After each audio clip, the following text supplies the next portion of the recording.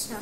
My name is Yashashvi Mabian and my topic is Mahaprakash Leela, the past of Srivas and Gangadas.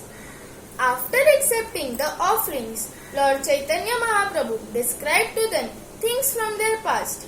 The Lord told to Srivas, "Do you remember how you would hear lectures on Srimad Bhagavatam at Devanand Pandit's house? Because every line of Srimad Bhagavatam is saturated with the nectar of love of Krishna. Your heart melted while listening. Indeed, you shed tears profusely and then fell to the floor unconscious. The other ignorant students who were unable to appreciate your behavior, how you were absorbed within yourself in ecstatic love for Krishna. Considering you to be a disturbance, they carried you outside and put you on the street.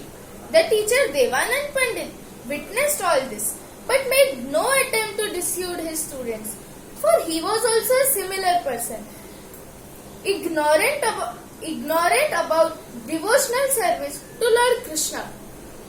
When you regained consciousness and found yourself on the street,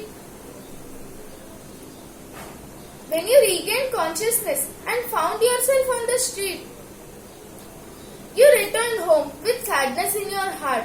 Your unhappiness persisted, causing you to stay aloof from others.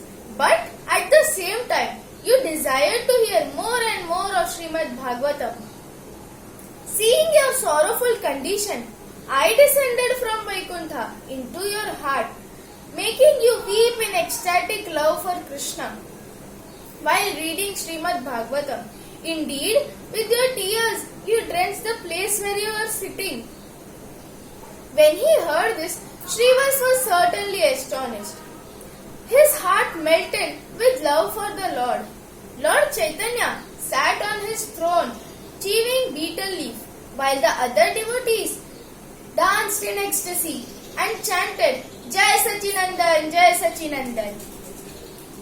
Seeing Gangadas, the Lord said, "Can you recall the night when you and your family were trying to escape the Muslim king and his soldiers, who were intent upon capturing you? When you reached the ferry crossing and saw that there were no boats in sight, you began to weep in despair. Indeed, when you thought that how the Muslim king would torture your wife and children in your presence, you concluded that it would be best to drown yourself in the Ganga.